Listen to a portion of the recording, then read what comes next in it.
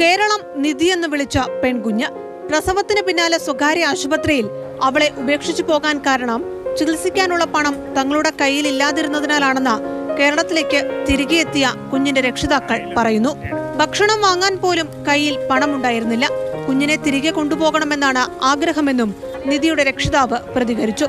पैसा वैसा नहीं था सर, खाने के लिए मेरे पास पैसा वैसा नहीं था. हम बोले जा रहे हैं घर का के, इसलिए खाने के लिए पैसे नहीं रहेगा तो इधर क्या करेगा.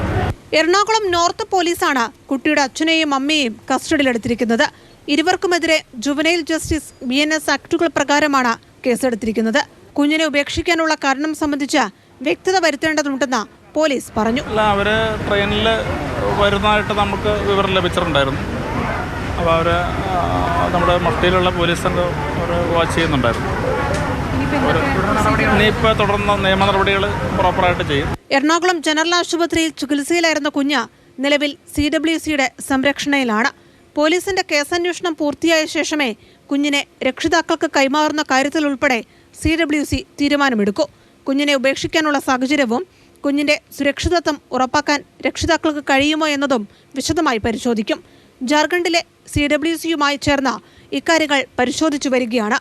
രക്ഷിതാക്കൾ കുഞ്ഞിനെ ഉപദ്രവിക്കാൻ ശ്രമിച്ചതായി കണ്ടെത്തിയാൽ ദത്തു നടപടിയിലേക്കുൾപ്പെടെ പോകേണ്ടി വരും. മാതൃഭൂമി ന്യൂസ്, കൊച്ചി.